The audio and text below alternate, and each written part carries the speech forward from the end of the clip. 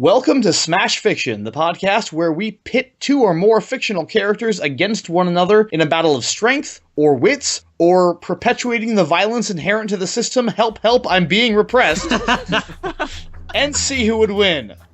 This week, Simba versus Shere Khan.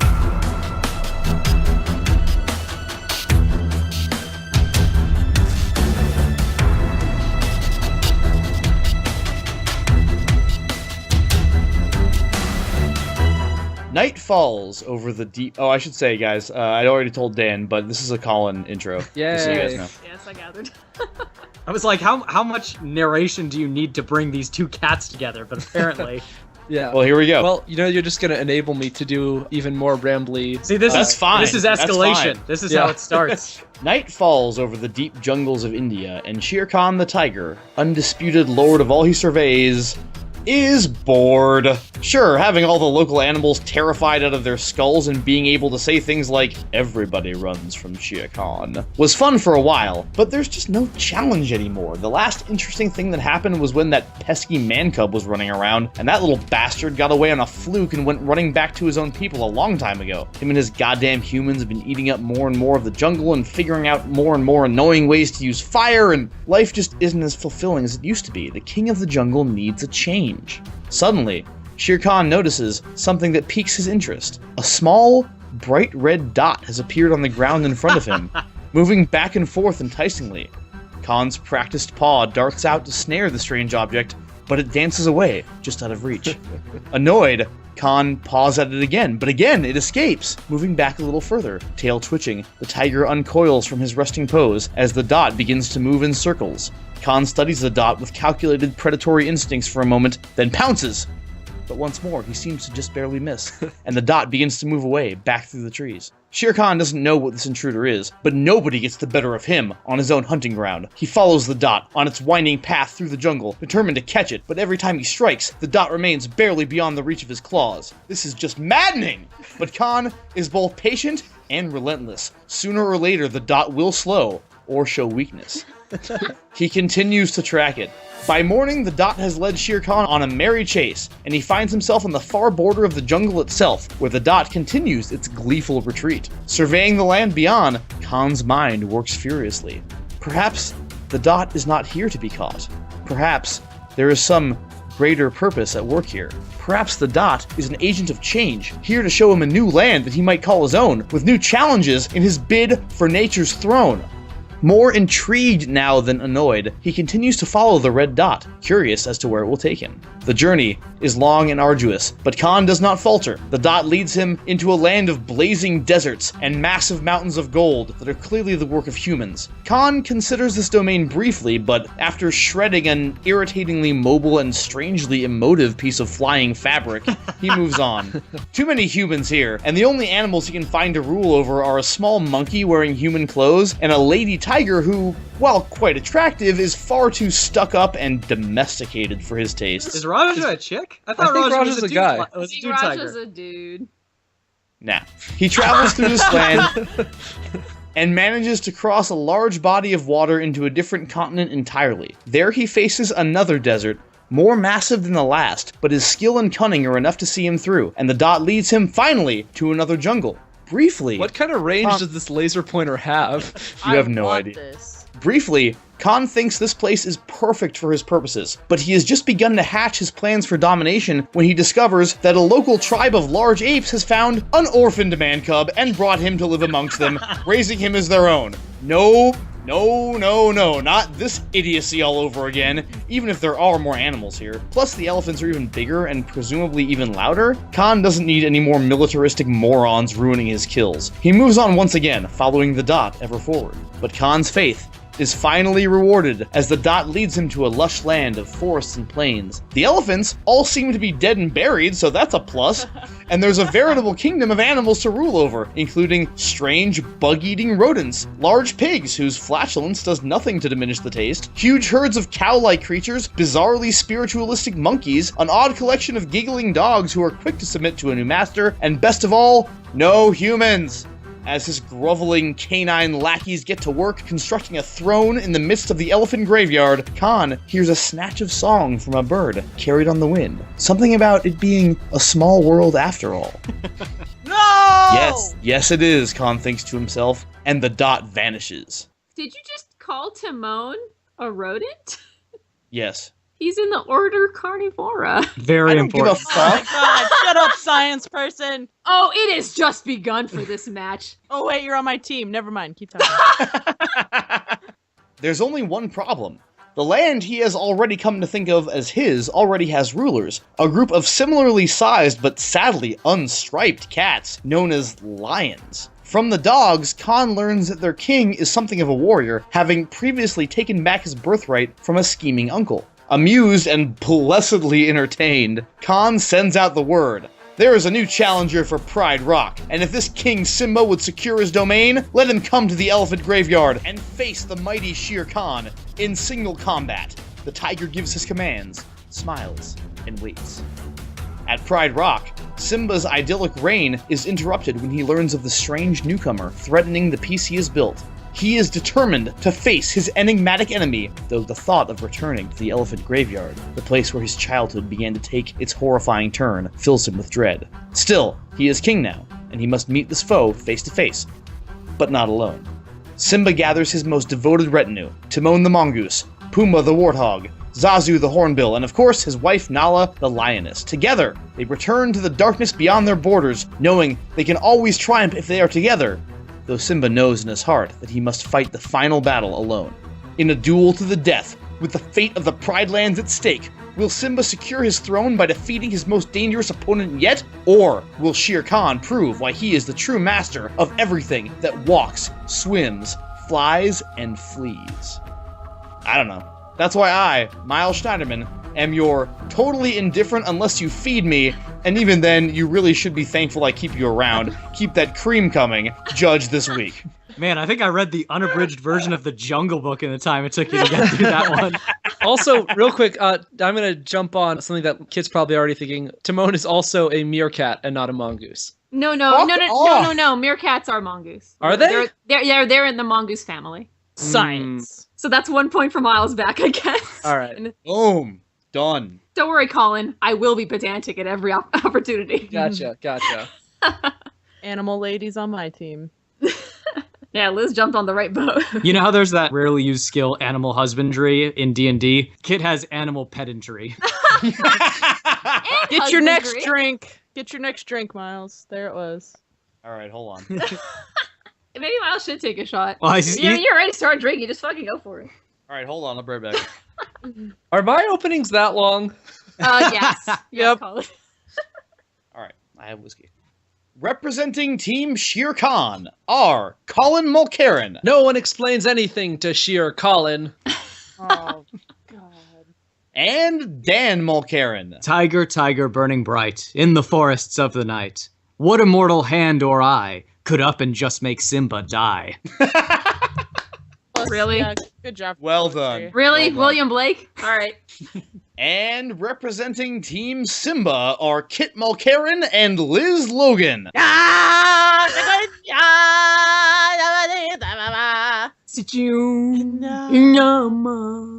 Inyama. The circle Oh, God. of life. It doesn't end. Blah, blah, blah, This is the whole blah, podcast now, by the way. Circle of life. Woo! All right, Team Simba wins. To determine who goes first, I instructed each team to construct a menagerie of wild animals and do something interesting with it. Team Simba started luring lost Greek travelers to their remote island and turning them into animals, which was cool, but Team Shere Khan managed to recreate a fully functioning version of the Zoo of Death from The Princess Bride, so they'll be going first this week. Yeah.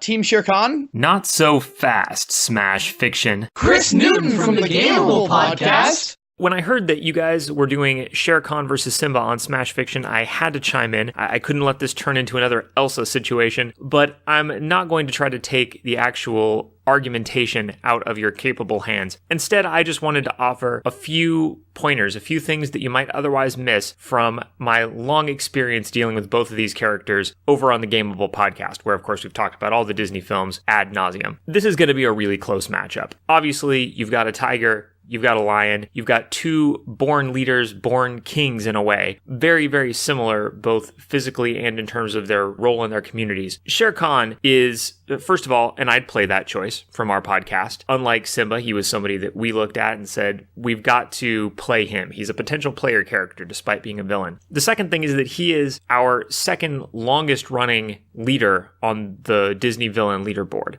second only to Frollo, whose reign is still ongoing. And, you know, Shere Khan didn't lose until we came up against Ratigan, which is sort of an honorary Disney Renaissance villain, and has never been compared to any post-Renaissance villains because of Frollo. So it's possible that Shere Khan may be our favorite villain ever in a Disney film outside of the Disney Renaissance. Simba, on the other hand, is obviously the protagonist, the star of one of the most beloved Disney films, not just by other people, but by us on the Gameable Podcast. When we looked at the Disney films and created our list of our favorites, The Lion King was right up near the top, nowhere in sight of The Jungle Book, I hasten to add. So you could say that while Simba didn't stand out as much, he was also in a much stronger field. You've got a lot of strong personalities, strong characters, and strong challenges. If you look at their opposition, I know who I'd pick in a match between Scar and Mowgli. There are a couple things here that you might think would be factors, but really aren't going to be. One of those things is the good guy, bad guy dynamic. Obviously, it's common knowledge that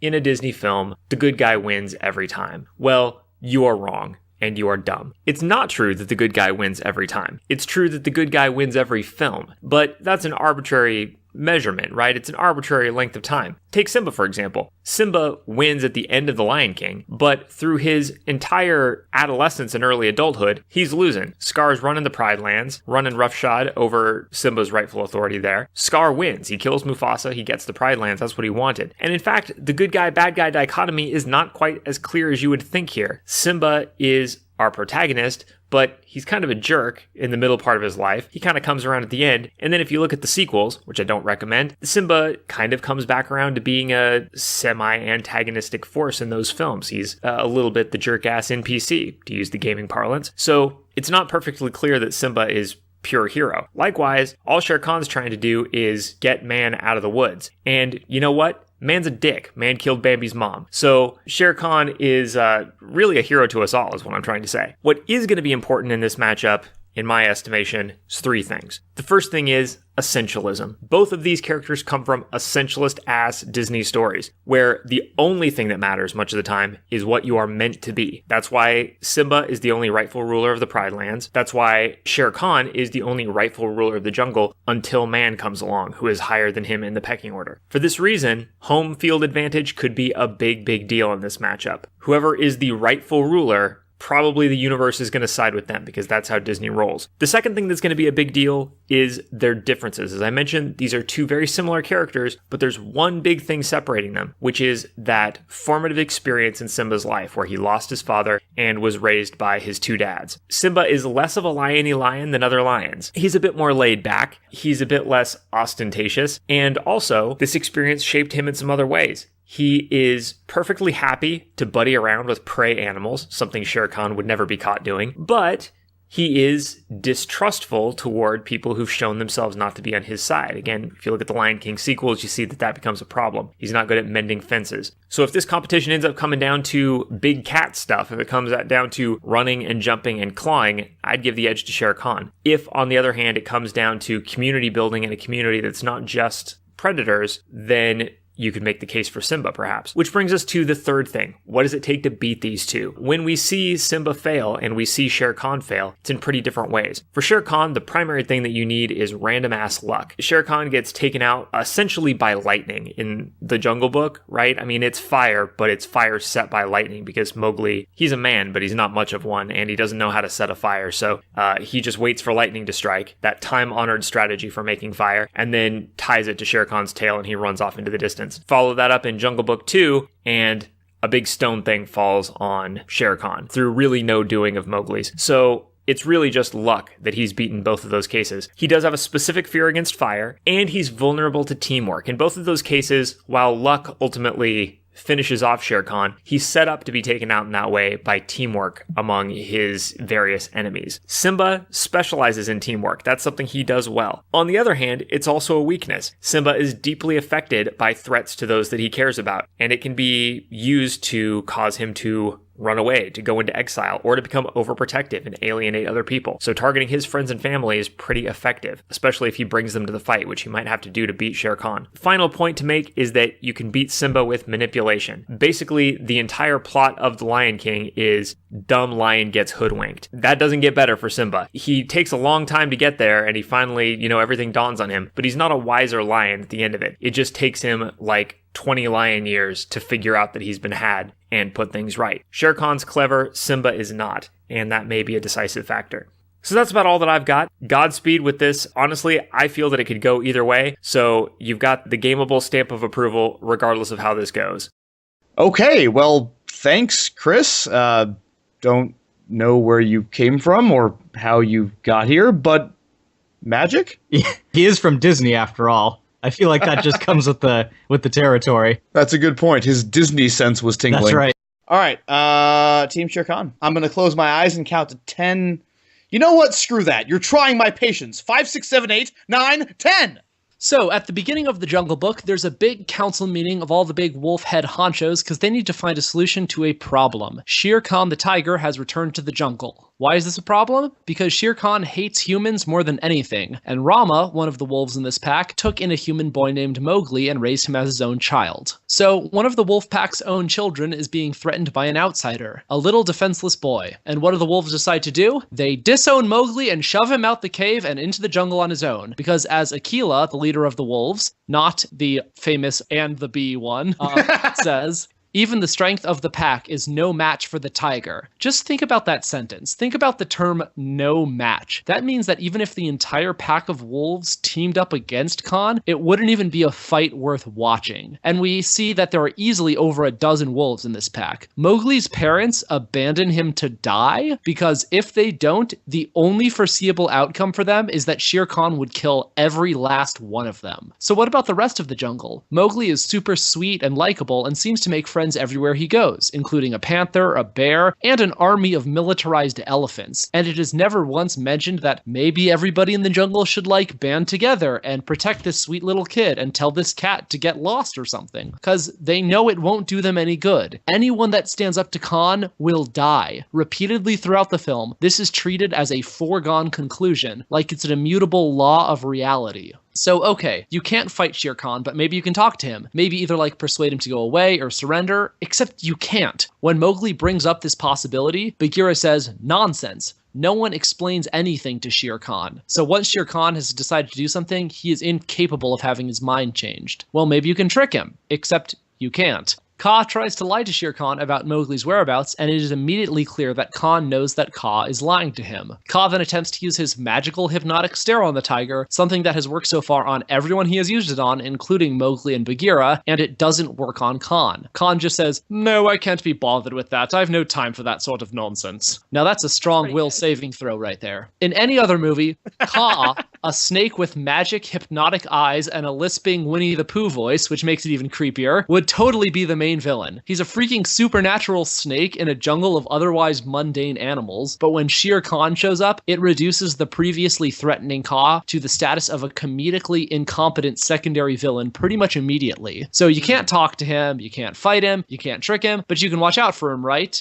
Actually, he's way too sneaky for that. Khan successfully sneaks close enough to Colonel Hattie's jungle patrol to overhear battle plans that one elephant is whispering into the ear of another elephant without being noticed. Also, when Bagheera goes to meet with Colonel Hattie to enlist the jungle patrol's help in keeping Mowgli safe from Shere Khan, Colonel Hattie's response is, Shere Khan? Nonsense, old boy. Shere Khan isn't within miles of here. And it turns out Shere Khan is just a few feet away, hiding in some tall grass, listening to their conversation.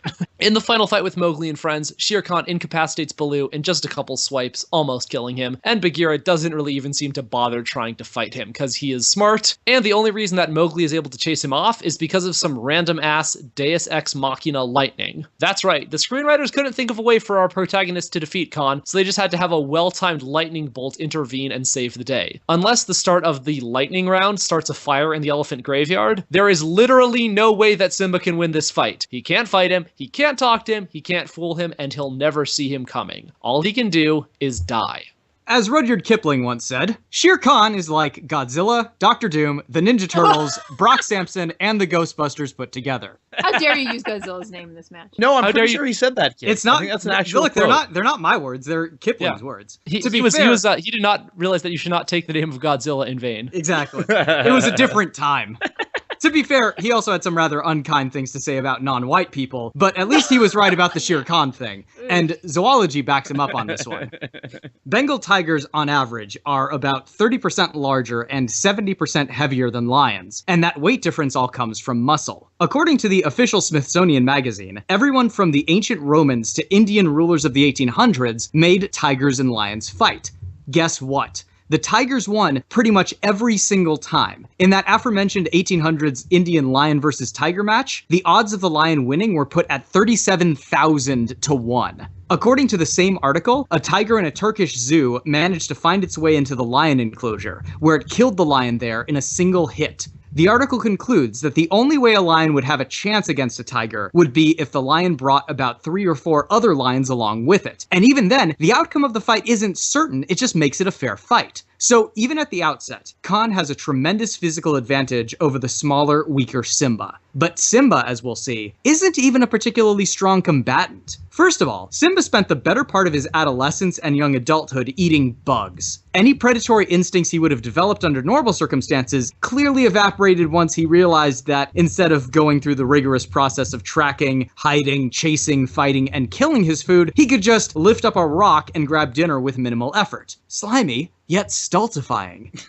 Tactical and hunting skills aside, Simba is one of those characters who always falls for the same trick in a fight. We see him get pinned by the exact same rolling move from Nala 3 times during The Lion King. Furthermore, we see that whatever sense of tactical awareness Simba may possess is easily overcome whenever he's distracted. Toward the end of The Lion King, Simba returns to Pride Rock to confront Scar. He starts off in a strong and safe position in the middle of Pride Rock, but Scar manages to layer on mockery and mind games that so distract Simba that he ends up on the edge of the cliff within perfect pushing off position. The truth is, Simba actually doesn't fight that much in The Lion King. We see him fight with Nala when she attacks Pumbaa, but that fight ends pretty quickly when Simba realizes who she is, a realization which comes, by the way, when she manages to pin him for the 3rd freaking time. He gets attacked by a bunch of hyenas at the end of The Lion King, but that fight gets broken up pretty quickly when Simba's buddies arrive to pull his butt out of the fire. The one time we really see Simba tear loose in combat is in the final fight with Scar.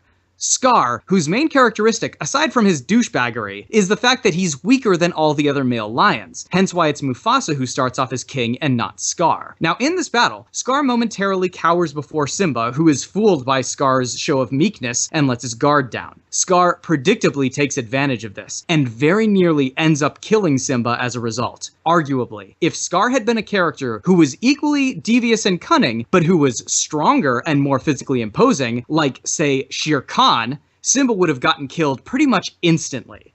Don't believe me? Just wait. In the jungle, the mighty jungle, the lion dies tonight. Well, it's clear that Team Khan just can't wait to be king. Team Simba, can you feel the hate tonight? All right, let's get this out of the way. You may be thinking, wow, tigers are better than lions. They're bigger. Historically, in real life, tigers usually beat lions. Tigers have 100% more stripes to fit in with an animal-based Nirvana cover band than lions.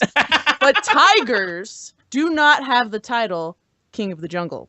No, I'm sorry. That belongs to the lion. Guess what? Doesn't even live in the jungle, but you know, tigers just aren't that great to have such a cool, badass title. Lions have way better hair, which makes me surprised that Colin, Miles, and Dan haven't already thrown in the fight and given it to us lions. Simba has the title King of the Jungle, King of the Pride Lands. He's shown that he doesn't always rely on brute strength to win a fight. He survived an orphan childhood and a stampede, and shown that he's not lazy anymore because he took back an entire kingdom, you know? Pro a fucking hyena army. Simba is incredibly brave, has a heart of gold, and ultimately follows up on his responsibility as heir to the Pride Lands. Luckily, through the story of the first movie, Simba has shirked off his previous careless Hakuna Matata bullshit attitude. Sure, he was a bug-burping jungle hippie for some of it, but he ultimately returns to Pride Rock and kicks the shit out of his uncle. He would no longer be swayed by any mind games Shere Khan might play on him. No longer depressed because he's with his sweetheart Nala. No longer irresponsible because he's now king. No longer defensive because he's grown the fuck up. He will be quite the match for Khan. And if this shit is going down in the elephant graveyard, Simba has it on lock. Not only does he have experience fighting on crazy rock formations, the graveyard itself when he was a freaking cub, he also has experience adventuring in a jungle oasis environment like what he was in with Timon and Pumbaa. He has shown that he can use the environment to his advantage. Get on a branch to escape a stampede? Check. Hide in a skeleton? Check. Live in an oasis to escape responsibility? Check. Plus, Simba actually has big cat versus big cat fighting experience. He even has experience with stealth and stalking. Hello, pouncing lessons. Shere Khan fights a bear and a boy. Big fucking whoop. Simba is neither of those things. Oh, and Shere Khan is scared of fire, and if I recall correctly, Simba fucking took a face full of burning embers during his fight with Scar. So I'm pretty sure that if any of those hot geysers in the elephant graveyard go off, or a lightning storm happens, as it's supposed to in scary, grim places, and in shown in both movies is happening, and lighting something on fire, Shere Khan will be running off like a pussy. Cat. Simba really isn't afraid of anything. He's just allergic to injustice. Shere Khan likes to play with his prey, like giving them head starts. His ego would do the same with Simba, and Simba would use that head start to literally crush him. We are dealing with King Simba here, not the egotistical little bastard that he used to be. But let's for a moment talk about the cub he used to be. Simba is the only male cub born to Mufasa, and so acquired all of the late king's attention, and quite the attention it must have been. We get a small glimpse of Mufasa teaching Simba how to stalk prey when they're picking on Zazu, and how to be brave without being stupid. And thanks to their lion religion, Mufasa even bestows kingly wisdom unto Simba after he has long since passed. A moment of silence for Mufasa, please. Thank you.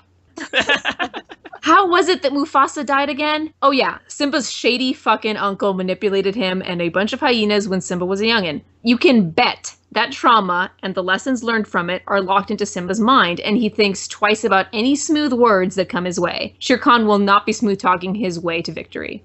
Liz touched on this a bit, but Simba is not only already somewhat familiar with the elephant graveyard, he won't be afraid of its random volcanic activity, seeing as how he shrugged off embers in his face and literally jumped through fire during his fight with Scar. Even if he and Shere Khan don't wind up throwing down the volcanic part of the graveyard, Simba's adaptability to different environments will see him through. In his time broing it up with Timon and Pumbaa, Simba picked up some sick stunts like swinging from vines and shit by his teeth. Yeah, I know vines are probably scarce in the graveyard, but there could be, like, sinewy elephant tendons hanging around. You don't know. Sinewy elephant tendons. What I'm saying is that the lion's versatile, okay? In his fight with Scar, his uncle pounces at him, and Simba reacts by doing, like, a rolling kick that vaults Scar off of Pride Rock. Simba's got some lion judo going on. On the contrary, Shere Khan, feared as he is, clearly relies too much on his swagger to keep his reputation. In the only fight we see in the Jungle Book, the 10-year-old Mowgli was able to momentarily beat him off with the little wooden stick, and then the Beatles vultures were even successfully pestering this clearly not-so-scary tiger. That calm, cool, collected tiger we see at the beginning is totally gone once somebody actually has the guts to stand up to him. I argue that Shere Khan is only scared to the other animals because he's a tiger, and not because he's especially good at being a tiger. He rides on the reputation of tigers. Let's look at his fight with Baloo.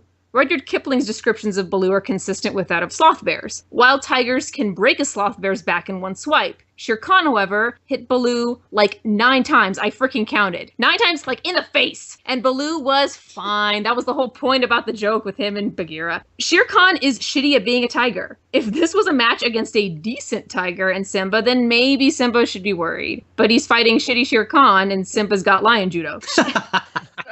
Shitty Shere Khan even let his guard down enough to have a burning stick tied to his tail. He's just a cocky kitty that is more roar than bite, and by the end of the match, he'll be slinking off battered and at the mercy of opportunistic hyenas. Oh, well. That is Shere Khan. Team Simba certainly has... You done?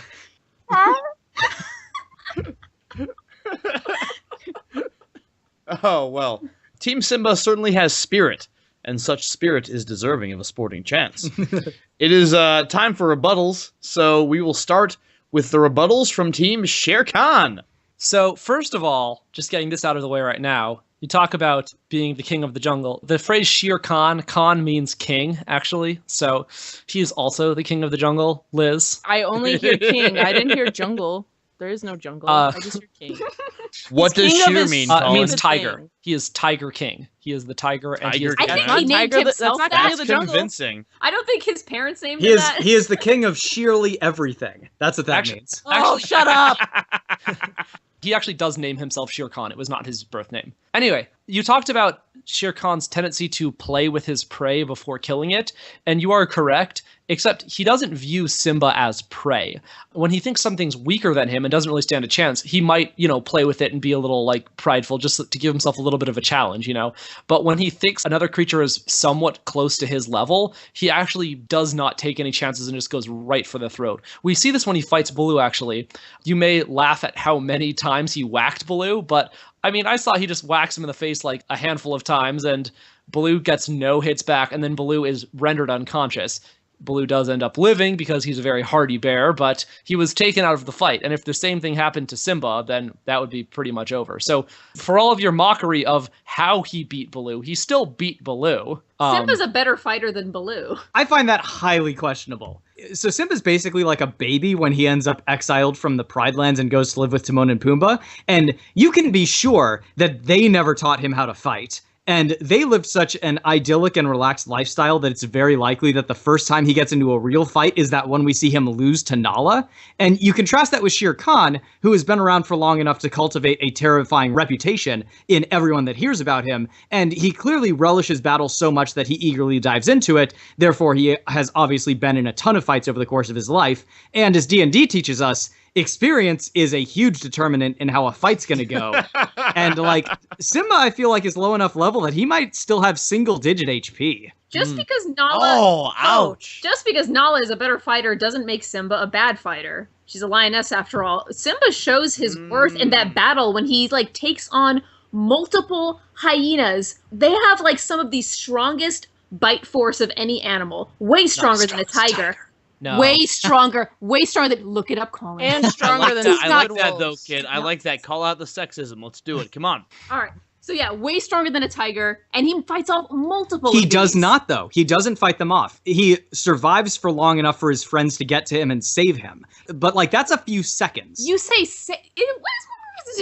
you say save. He's it's not like he's cowering while these hyenas are biting him. He is fighting them back. Yeah, but he's not winning. That's the thing. His friends have to come and save him, one of whom is a warthog. This is multiple hyenas. He can take on shitty Shere Khan, who can't even break a sloth bear's back like a regular tiger. You want to talk about cat judo? I want to talk about cat judo. Tell me about cat judo, So first Colin. of all, when Is that when they run away after something gets tied to their tail? Is that what that is?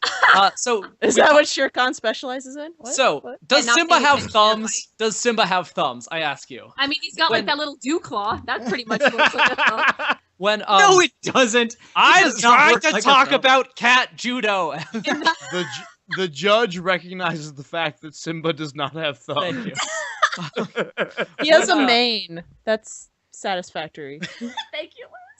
When Scar attacks Simba and Simba does the little kick with his lower legs to flip him over, Scar's own momentum is doing most of the work there. It seems like That's what judo is. You use the opponent's momentum against them. You don't have to do hardly anything. That is what judo is. There's a fine line between being on your back and flipping an opponent off of you and curling into a ball when someone jumps at you and it just so happens that you accidentally knock them off the cliff that you are right in front I of. would not say that's accidentally. I couldn't pull that shit off. 'Cause I'm not aligned with cat judo.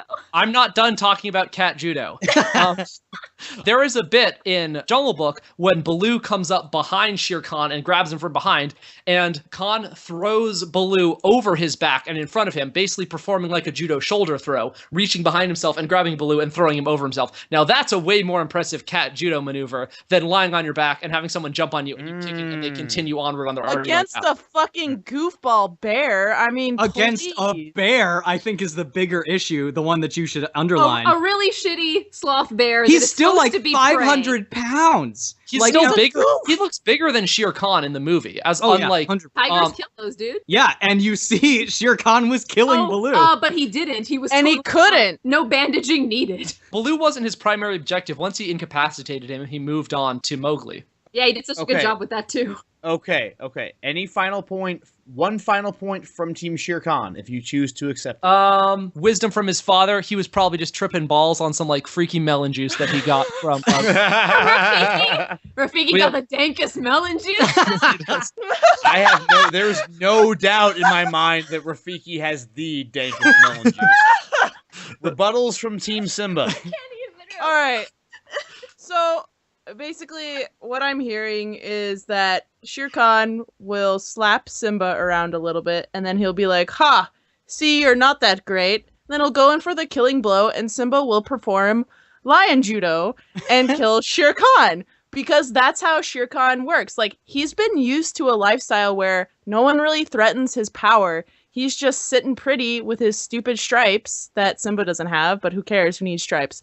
And so he's just going to be like, oh, this guy isn't a real threat. And Simba might take a few things, but, you know, Simba is used to being on his toes. He was an orphan, and then he had to live with, like, a smelly warthog and a whatever, meerkat. He's used to being on the mongoose, whatever, same thing. No, they are the same. Mongoose!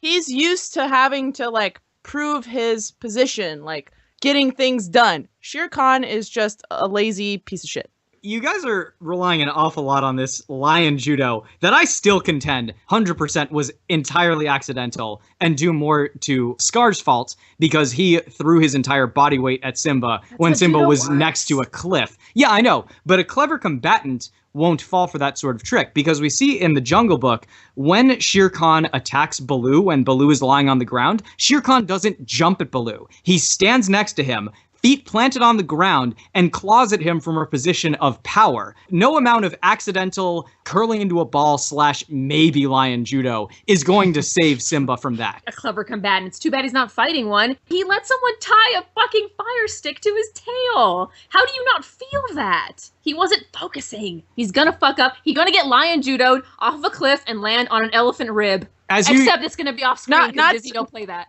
Oh man, there's gonna be so much blood. Not to mention another thing where Shere Khan doesn't focus. I mean, when he was stalking that deer in like the middle of the movie, you're telling me that he couldn't hear a fucking line of militant elephants marching until they were right on top of him and scared his prey away? That's ridiculous. So much for some great stealthy stalker can't even hear fucking militant elephants, please. That grass does a very good job of dampening sound. You'd be surprised. Sure.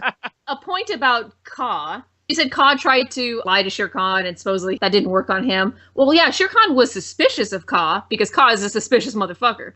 But he totally fell for it in the end. He didn't make Ka come all the way down out of the tree. He just showed him front body, back body, middle body. There's a fuck ton of other body. It's a goddamn snake. No. He knew 100% that Mowgli was in that tree. He's smiling and laughing as Ka is sweating bullets the entire time. He knows that he's in the tree. You can tell very clearly. As you guys yourselves pointed out, Shere Khan does enjoy playing with his prey because he's a giant cat. He knew that if he let Mowgli go, it would only enhance the final confrontation he would have with him. He knew that Mowgli would escape Ka. He knew that Ka was lying to him, but he just didn't care. Like, that's how much of a badass Shere Khan is. When you have this creature, like a hypnotizing snake, like, that sounds like he's something out of, like, the higher numbered entries in the Monster Manual. But, like, he tries to hypnotize Shere Khan. Shere Khan just steps on his head. And is just like, nope, we're not doing this. The eye facing Ka was closed and his face was turned away. He was not looking into his eyes. He knows better than that, at least.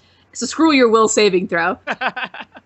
And look, I disagree that he knew that Mowgli was in that tree. You keep pronouncing that name so weird. I'm actually pronouncing it the way that Kipling wanted it pronounced. Okay. Oh, are you on board with saying like Ong and Sokka because it's more correct? Do you know me? Colin? Of course I am. But yeah, anyway. All right. Everyone, for the record, thank you for that, Liz. Kit is on Team Ong. I'm on Team Simba, so I have to do that. Anyway, so I disagree. I think he's like walking away, like chuckling to himself because he knows he scared the shit out of Kaa. No. 100% he knows Mowgli's in that tree, and Well, he's just letting the chase go on for longer. I disagree. Dan, what is your justification for that? Well, my justification is the Gameable Podcast, because they themselves reached that conclusion during their Jungle Book episode. That Shere Khan Judge pandering. I know, Pandering. another opinion I watched- doesn't make a fact. I watched a YouTube. This is another totally non. I watched a YouTube. I watched please. a YouTube clip of that scene, and there's people in the comments below, and they're talking, and everybody was like, "Yeah, he totally knows it's in there. He's just fucking with him." And like that's like Because YouTube comments are the ultimate authority. you have nothing. At least Yeah, I you guys have no legs to stand on with this. All you're bringing us is supposition. We're bringing you actual, like, other people's relatively educated opinions. You guys are just... I'm speaking- another people, Relatively and I- educated. This is ridiculous. Why am I not a people to you, Dan? All right. Team Simba, any final point? Why would you marry me, Dan, if I'm not a people? Okay, Con? not that kind of final point.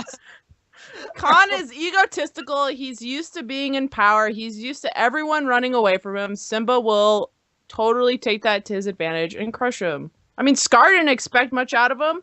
Same thing will happen. Simba will fucking defeat him. Lion Judo for the win. All right, well, man, this fight seems to be dead even right now, with both combatants taking a quick reprieve to lick their wounds, literally. Ew. And also To make butts. matters... and also butts. I think that should be our new tagline. To make matters worse, there have been storm clouds brewing on the horizon of the Serengeti for like an hour now, and as the rain begins to come down, something else comes with it. Don't worry, it's not setting any fires, but it is the lightning round! Why?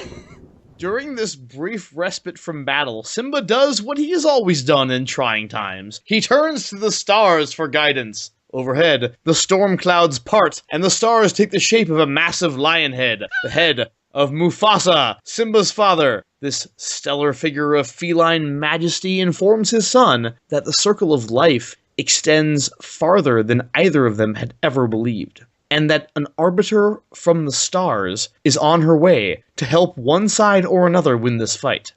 However, in order to gain her help, Simba must convince her that his is the worthy cause, and at all costs, he must tell her the truth. The sky grows dark once again, and Mufasa vanishes. But the cunning Shere Khan has followed Simba and overheard the entire exchange. As the storm begins to break, there is suddenly a light in the sky, a huge, bright, dancing red light. Suddenly, it falls to earth, and following it is an alien craft that looks kind of like a green pine cone with helicopter blades. Yes! The craft lands between the stunned Simba and Shere Khan, and from it emerges the strangest cat either have ever seen. Blue-furred and yellow-eyed, with armor on its back and a golden torque around its neck. Miles. The magnificent creature sits and regards the battling would-be monarchs in silence. But when they each begin to speak at the same time, Khan proclaiming himself the rightful ruler of the region, while Simba claims that Khan is no more than a disgruntled lion who painted stripes on his body, she responds with a single word: lying. So, convince Lying Cat to take your side using only the truth, or at least a reasonable facsimile thereof.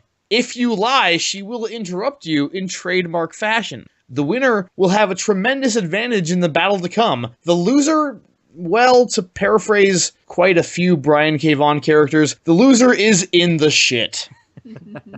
Team Simba. If this is a test of like lying is basically, you know, if you're a No, you can't lie. I mean, like, if you're a good moral person, you're not gonna lie. Simba's not gonna lie, especially if that's the point. Well, but what's your argument, though? What would he say to Lying Cat to convince her to take his side? He would explain that Shere Khan is an invader in this land and is trying to usurp him when he has absolutely no right, and will probably throw the Pride Lands into like Chaos. Yeah, obviously apocalypse again. The gazelles can't handle that shit again. They ain't coming back. He would be lying. like, That's just me. my dad died. I was orphaned. I was taken in by these smelly animals. I am the rightful heir to this kingdom. I went back to claim it, claimed it, nailed it. Woo, Nala. And Nailed Nala. I mean, yeah. No. look at all these other cats I'm friends with. Shere Khan is a loner. He has no one. Everyone is afraid of him. In fact, you could be, my new best friend. There you go. Okay, you're a cat. I'm a cat. We're all cats. Shere Khan's a I'll teach you loner. some lion judo. Yeah. Lying. Well, he has lion judo. There's evidence of that. Okay. Hotly disputed. I mean, evidence. all Simba has to do is recite his family story and his rise to power and how he turned the Pride Lands from gross and fiery to beautiful and green at the end of the movie. And it's, it's got to work. I bet if that cat watched that fucking stampede scene, it would be a wreck. It would totally take Simba's side. Anything else? No, I mean, All right. that's a beautiful argument. I don't know what else you need. That is a beautiful argument. Team Shere Khan. Okay. Shere Khan tells Lion Cat that the people of the Pride Land do not venture beyond their own borders. That is a specific decree that their kings have handed down. Lying. They don't go into the lands cast by the shadow, into the hyena lands. Except when they do. So they're very so by royal decree, they are sort of intentionally isolated. As a result, they don't really know much about what goes on beyond their own borders. Shere Khan does. Shere Khan has done a lot more traveling than anyone in the Pride Lands has. Even Simba, who has gone, some ways beyond the Pride Land, but obviously not as far as Shere Khan has. Debatable. Now, the greatest threat to not just the lions of the Pride Land, but to every creature that lives in the Pride Land is not like, the famine that we see in The Lion King. It's hunters. The greatest threat to animals is man. And Shere Khan has built his life on his hatred, mistrust, and murderous desire toward humans. So Shere Khan honestly believes that if he is the ruler, the Pride Land will be better protected from its biggest threat. And as a result, he is the inherent better ruler of the Pride Land than the much more ignorant Simba is. So you're saying that a cat that is a sidekick to a person is going to side with the cat that hates people? Who's a sidekick to who? The Lion cat. lion cat, dude. No, the greatest threat to the cats of the Pride Land are the humans. Lion Cat doesn't come from Earth. Lion Cat comes from a different world where the ecologies may be different. But here on Earth, the thing that's going to drive most of these animals extinct is humans. And that's But there's no humans in the Pride Lands. Not yet, but yet there aren't. But we've established this is the same world as Jungle Book, which means that, it's not going to be long before there's not a lot of wilderness left anywhere in the world. And one thing that I'll throw on, Dan, is that they say at the beginning of Jungle Book that Shere Khan has returned to the jungle, implying that, yes, he does travel, and now he's back in the jungle. Sometimes he's there, sometimes he's other places. Yeah, you had to go to the watering hole. Shere Khan may be sort of megalomaniacal in some ways, but he's very much like a Magneto type. He totally buys all of his own bullshit. So even if what he's saying is not true, Lion Cat will not think that he is lying because there is no doubt in Shere Khan's mind that everything that he is saying is correct. Man, you guys are taking leaps, but I guess that's what this podcast is, isn't it? You guys are interrupting us during the lightning round, which is not usually something that we do. That makes me think that you're scared. It's talking judo. Talking judo. Judo. Yes! All right, I'll give you that one. That was good. All right. Well, I have to go decide whether I want to live by the tenets of Hakuna Matata or prioritize the bare necessities. And I guess Basically also the same thing. Yeah, it is. And I guess also decide who wins this match. So I'll be back in a little bit. I'm gonna go, consult with a Mandrake, wise man, and maybe some Mandrill, whatever, and maybe go hang out with the king of the orangutans and shit like that. I'm gonna go get high, is what I'm trying to say. Gonna get some of that dank melon juice. That's right, some of that those dank big melon red juice. butts. I will be back with a decision momentarily. In the meantime, talk amongst yourselves. Meow. I do have one final thing to say to you fuckers. Okay. What? Ingonyama nengwenama bala. Let's go. Ingonyama. Circle of life. All right. One thing I want to point out is I believe that people in this episode have on 2 occasions been misusing the term idyllic to mean ideal. I did not misuse that term to mean ideal. I used it to mean pastoral. Okay, what was the sentence you used it in? I know, because Miles said he had an idyllic reign. which I think he meant an ideal reign. I was talking about the life that Simba was living with Timon and Pumbaa, which was arguably idyllic. This is Yes. a grammar podcast. It sure is. It's super interesting. I guess And relative. funny. I guess lions Science always and live numbers. idyllic lives though, because they're wilderness creatures. None of Listen, them like kid, live in the city. Some people are pedantic about animal facts. Some people are pedantic about word choice. That's just the way it goes. Animals are always And also, it's cooler. not. Also, kid, it's not grammar. It's vocabulary. Not to be pedantic. Oh, okay. Oh. Yeah, I and got also- served. Weird thing, they refer to Rafiki in The Lion King as a baboon, even though he's a mandrill. He's actually a mixture because They all have red butts. Who the fuck? No. I think mandrills don't actually have tails, so they combined him with a baboon. Oh yeah, because mandrills are apes, right? Yeah, he's not a true animal. He's a weird hybrid because they really Then want it's a tail. okay. Like a tail was super important to them. Maybe he's like a mutant. You know? Maybe that's what it is. Maybe he doesn't exist. And he's only in like the lion's mind because they're so tripping balls. Maybe he's Nightcrawler. Maybe that's what it is. Where the fuck did you get that? I don't know. He has a tail and he's blue. Like Maybe he's Mystique because she shapeshifts. that's true. There you Could be go. Mystique. That's a logical jump.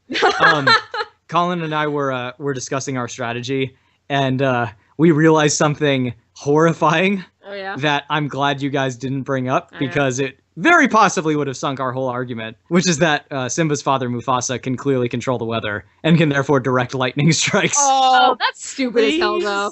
Isn't it just though? But I had touched on the lighting enough. I had a moment of genuine panic where I was like, oh man. that's- But those geysers are not fire in the Be Prepared video. It's totally like volcanic They're activity. hot though. They are glowing clouds of steam. They are not fire. Dude, steam burns. That could set fire. Dude, to something. yeah. Shere Khan isn't afraid of fire There's, because it's lava and hot. shit He's right there. he's afraid of fire because it reminds him of guns. Man, you A see, it's geyser like would really, definitely really sound loud. There's a part in the Jungle Book too where Shere Khan pursues Mowgli and his little buddy into like a volcano, and he's fine. Like it's not the heat that bugs him; it's the fact that it reminds him of guns. Also, Anyway. Glad you didn't Why- use that why the main did- thing, because I would have tore you up. why did no one at any point in this episode so far say Khan? Yeah, seriously. That's true. We really dropped the ball on this one, you Because guys. you ain't gonna win. Oh, and by the way, I did realize that Disney characters seem to be immune to slashing damage, but they are like bludgeoning / falling damage, super effective. Oh yeah, very much so. Good to know. And if you're In case you need to kill one. you're Ursula, then piercing damage. Oh, there you go. Yeah. And I guess if you are that hunter from Tarzan, then strangling damage. Oh no. Is that a damage type? No, I mean strangulation is a thing. Uh-huh. Like you can, like I think it would just be the drowning rules. But Oh yeah. I mean, he probably just broke his neck. I don't think he got strangled. I Yeah. hope so. I hope he broke No, his neck. he pretty clearly broke his neck in that scene. I remember seeing that when I was young, and it like kind of scarred me a little bit because that was like the most intense death I think I'd ever seen in a Disney film. See, the part where Scar kills Mufasa was what scarred me about Disney movies because I was like, wait, someone died and it wasn't the main villain? What even is this? Live the I just- king. I think for you it was the betrayal, but for me it was the violence of of being hung. Hanged. Not to be pedantic. Yeah, it's Not to be hanged. pedantic. Oh my bad, I'm talking about something. Dan, I was gonna say like you weren't over that by growing up watching Star Wars so many times because I know that was like your big thing as a child. But... No, because like it felt like a different thing to me. Like Uh-huh. Star Wars was a grown-up movie, capital G, capital U. Gotcha. You know, a grown-up movie. But like, Lion King was Star like Wars a is real life. yeah, Star Wars is real life. It's the Like, future past. like the Lion King is It a happened, fantasy. dude. The Lion King is where I escape to like feel like a kid. Right. And Escape the harsh realities of Star Wars. exactly. This is a land where like this horrifying evil psychic cyborg with a Dracula cape becomes like a adorable and awesome daddy lion. You know, like that's the transition from Star Wars into Disney. That was the sort of world I was used to living in until that moment when Scar flings Mufasa into the stampede, and then that was it, man. That was the moment I became an adult right there I wonder at like if- 9 years old. It's a shame that Mufasa didn't come back as a cyborg. Yeah, right. He came back as a Force ghost, so He did, You know, There that's you go. Oh. Still, I would totally watch that movie. where Can't Mufasa say it. comes back as a cyborg. Yeah, dude. Is this like a fucking revenge kidding me? like kind of Kill Bill movie where like he like is all of the people that betrayed him. He like is killing off one by one. So really just Scar. Dude. What if when Just go into a writer's meeting and pitch Cyborg Aslan and be done with it. in Return of the Jedi when Luke removes Darth Vader's mask, it's just Mufasa underneath? Oh shit! Ah. Oh my god. I just realized I should totally have used Aslan in the lightning round. Yeah. I was actually I was going back and forth between the lightning round with Lion Cat, and I was gonna bring in, because we had lions and we had tigers, and so we needed bears. So I was gonna bring in Mordu from Brave. Right. Oh yeah. Could have brought in But the Thundercats or something. Yeah, I was Yeah. thinking they were going to be transformed into like anthropomorphic cat people, and then they'd have to like go on and have Thundercat adventures. Oh shit. Those are Kit's lightning rounds. Yeah. The Animorphs. But I wanted to see how you guys would do in a setting other than fighting. So There you go. that was the deal. In being honest. So how did we do? So weird. Well, it was tough, guys. I think that. So ultimately, I think they're about even in terms of big cat martial arts. I totally do appreciate the lion judo argument because that's totally what he uses. But then I remembered watching Jungle Book and just seeing that beautiful arm drag that Shere Khan throws on Baloo. Dude's got to be like, that's some aikido shit right there. He's got to outweigh him by like 100 pounds or something. So I think the martial arts argument is a wash. I do think that Team Simba probably would have benefited from using the other members of the Lion King I cast, didn't know which if I they were allowed to. should have thrown them into rebuttals, dude, because I gave them to you.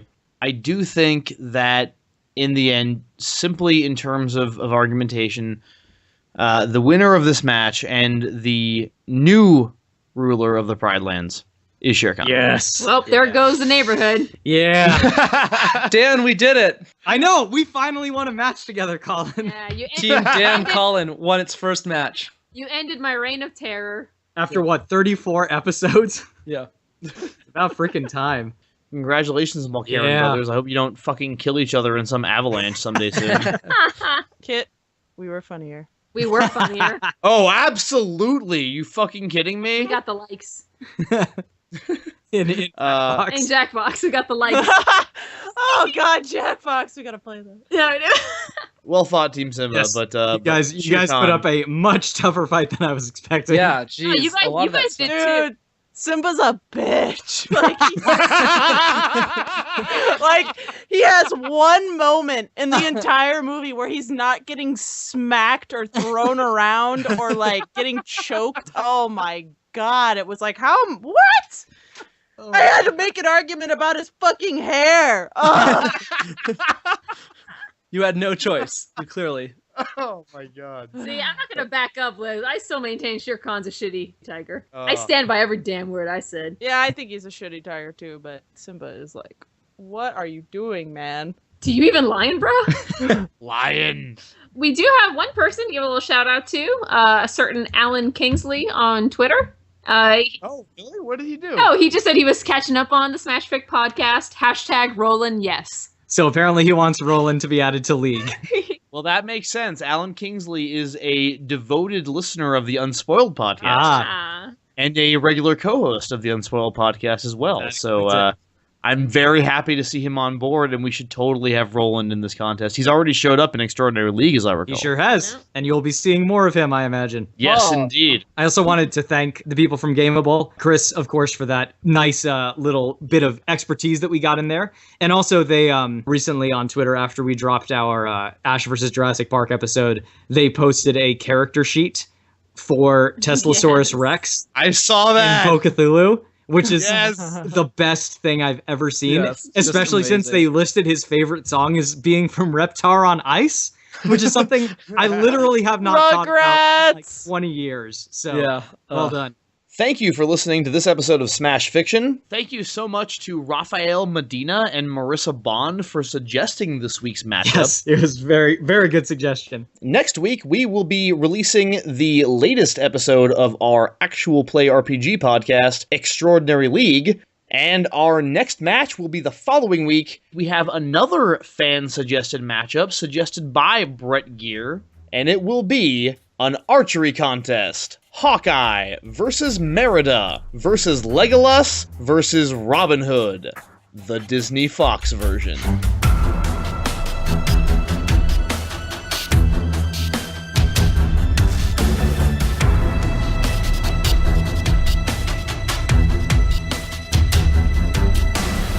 Smash Fiction is produced by Miles Schneiderman, with logo design by Colin Mulcairn. Special thanks to Kevin MacLeod for our theme song, which is called Hitman. You can find his work at www.incompetech.com. You can follow the Smash Fiction Podcast on Twitter at SmashFicPodcast and search for us on Facebook and Tumblr. Subscribe on iTunes, and if you leave us a good review, we shall become more powerful than you can possibly imagine. If you have any suggestions, feedback, or other contributions, send them to us at smashfictionpodcast@gmail.com and help us continue the fight.